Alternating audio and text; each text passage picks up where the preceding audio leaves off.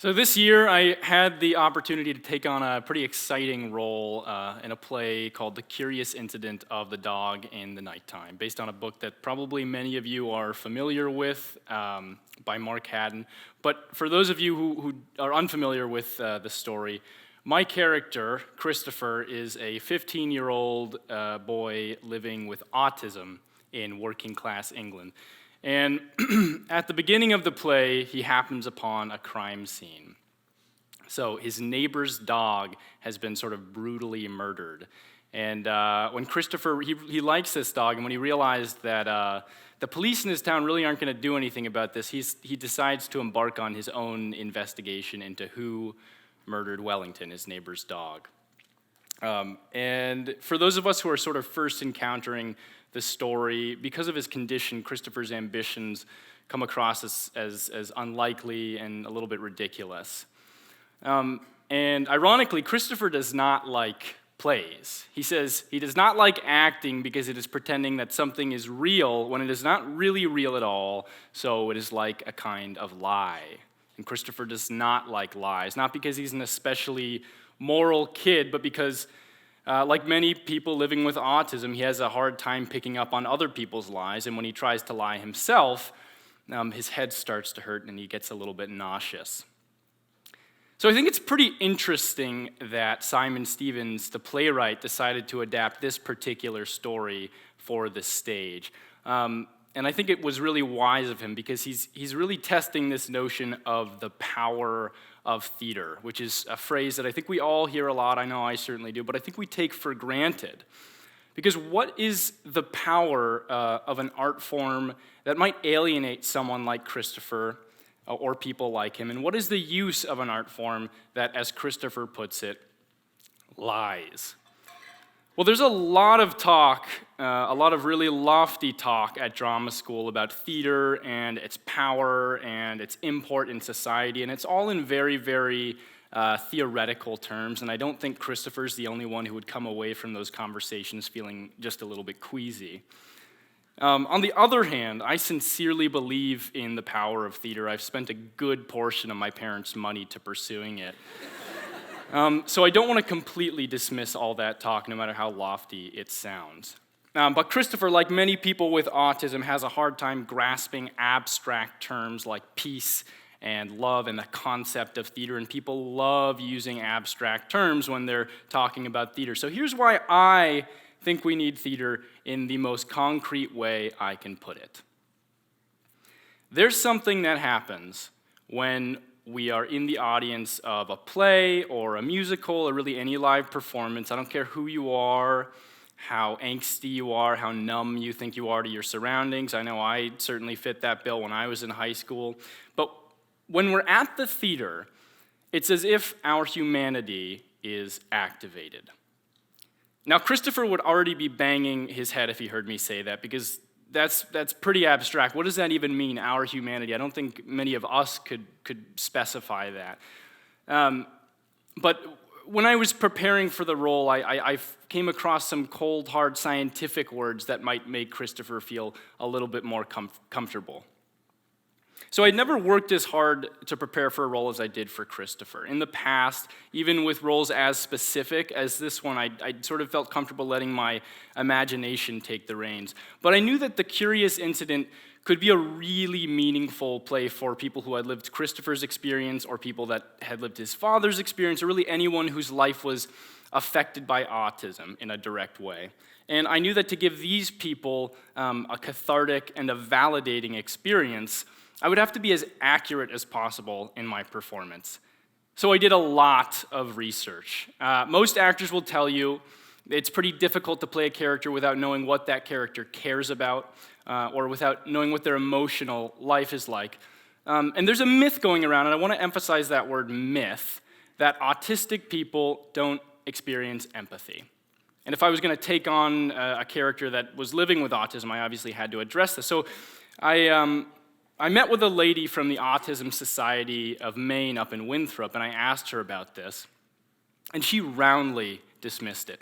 So I'm going to oversimplify this, but basically there's two kinds of empathy. There's cognitive empathy, and that's a communication skill. That's how we read facial cues and vocal inflection to tell when someone's being sarcastic with us, or maybe when they meant something as an insult, when we're being seduced. And autistic people struggle with this type of empathy, although they can learn it. Then there's affective empathy. And that's much more visceral, and we're much less conscious of it as it's playing out. And that's when we experience someone else's experience, when we actually take on their emotional life. And autistic people can experience this kind of empathy.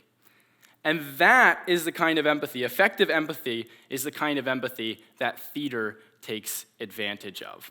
So, for some reason, when we're in the audience of a live performance, our affective empathy seems to be hyperactivated. That's why when we see a performer struggling on stage, it's much harder to watch than if they were giving the same performance on a screen, because we sort of start to struggle for them. And God forbid they drop a line, because we'll probably feel this nearly as much embarrassment as they're feeling.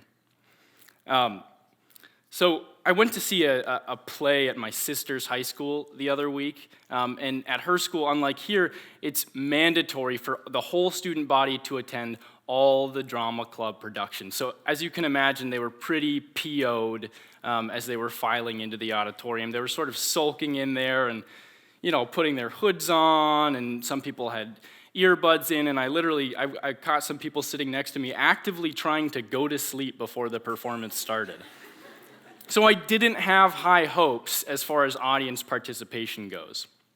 But even these kids couldn't help but to get absorbed into the action of the play. They were even rowdy. So they're at this play, which is about this aging linguist and his dissolving marriage. They could not have been more divorced from the subject matter, and yet they're whooping and hollering throughout. At one point in the play, this guy's wife drops the bomb that she's leaving him, and these three jocks in front of me very solemnly shake their heads in disappointment. So even the most unlikely of us can't help but to live through the circumstances of a play. That's what I'm talking about when I say our humanity is activated.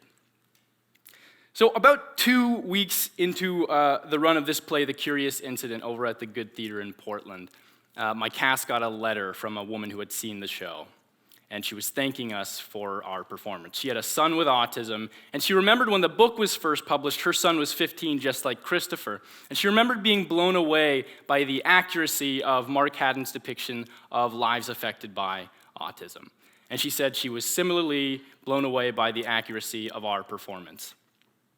And that felt great. That was, for the cast, that meant that a lot of hard work had paid off and that we weren't making fools of ourselves butchering really sensitive subject matter. But so what? So I felt great, and this one woman had a really validating night at the theater. It validated her life experience. But does that really speak to some higher power, some greater power of theater? I think it does. Because representation, when we hear a voice like that of someone with autism that we don't typically see in entertainment, or that we usually see in a distorted way, when that happens, it has two benefits. So first, it can validate someone's life experience like it did for this woman who had a son with autism. But I think more importantly, what it can do is it can teach others about our life experience. So I don't have any statistics on this, but I'm guessing that out of the 2,600 plus people that came to see our production of The Curious Incident, a good portion of them weren't directly impacted by autism in their daily lives. And if they're anything like me, before I started preparing for the role, they probably carried around some pretty stale misconceptions about autism spectrum disorder.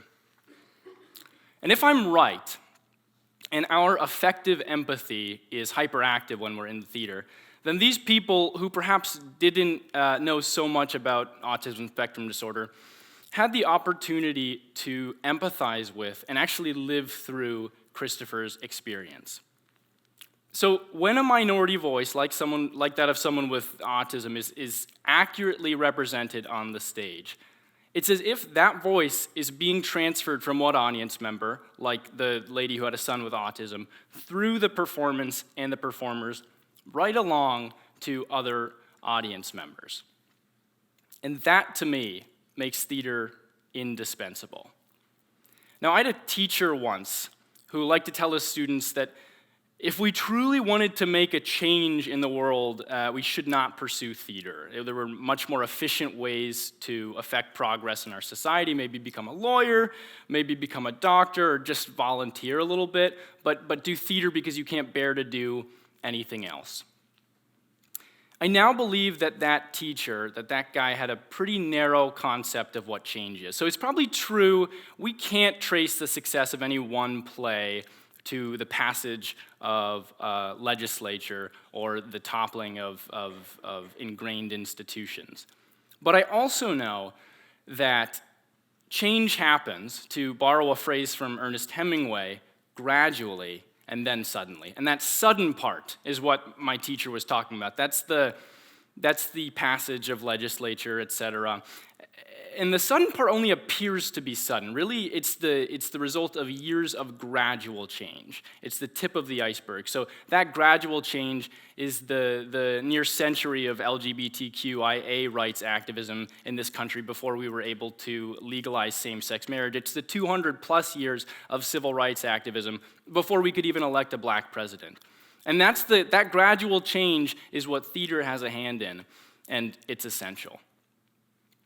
So how do I know that this system works, that this system of transferring one voice from one audience member through a performance to another audience member actually works? Well, at the end of the show, at the end of this play, Christopher has uncovered the identity of his neighbor's dog's murderer. It's taken him on this huge adventure all throughout England, and he's done a lot of things that because of his condition, no one really thought he would be able to do. And so, at that point in the show, he turns to his teacher, Siobhan, and he asks her, "Does that mean I can do anything?" And every night, without fail, at this point in the show, the audience felt compelled to interrupt and answer the question for Siobhan with a chorus of yeses. Not because we directed the question towards them or anything, but because I think at that point in the play, they felt compassion for Christopher. And they felt this because they had, at least in moments, actually lived through his experience. So those yeses might not change any inclusion laws, but they start the important conversation. So maybe one audience member goes home and finally resolves to try and find out how to communicate to an autistic individual in their life. Maybe another audience member decided to call out someone for using the R word and having a conversation about that. Theater's not the end. It's not going to replace the sort of fiery debates you have with your distant cousins on Facebook, but it starts the conversation, and I think it's a lot better to build that conversation on a basis of actually having lived each other's experience. Thanks.